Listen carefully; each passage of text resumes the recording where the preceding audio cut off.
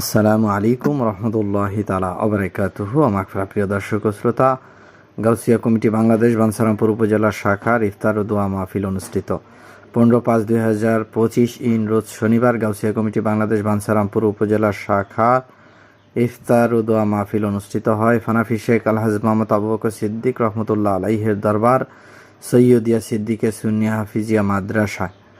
উক্ত সভায় উপদেষ্টা কমিটির সদস্য, কার্যনির্বাহী কমিটির সদস্য এবং সকলের উপস্থিতিতে মাহফিল শুরু হয়। প্রথমে কোরআন তেলাওয়াত এবং হামদ নাতি রাসূল সাল্লাল্লাহু আলাইহি ওয়াসাল্লাম।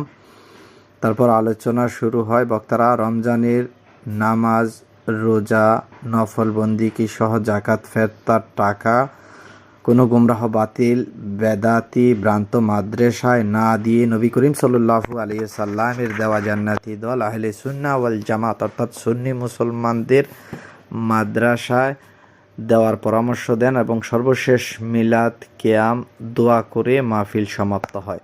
আসসালামু আলাইকুম ওয়া রাহমাতুল্লাহি তাআলা ওয়া বারাকাতুহু ওয়া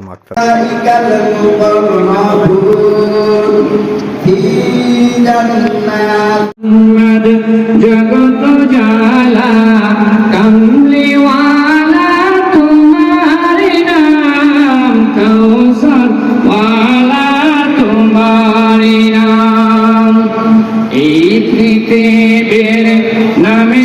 আর মদিনা শরীফে যে সমস্ত সাহাবীরা মুহাজিরদেরকে সাদরে গ্রহণ করেছেন তারা হলো আনসার মানে সাহায্যকারী। বা আমরাও আমাদের হুজুর কেবলা সৈয়দ শাহ হুজুর কেবলা গাউসিয়া কমিটি দিয়েছেন দ্বীনের সাহায্যকারীর জন্য। আমরা সবাই অবগত আছি গাউসিয়া কমিটি, এই কমিটিটা আমাদের দাদা হুজুররা আমাদের উপহার দিয়েছেন।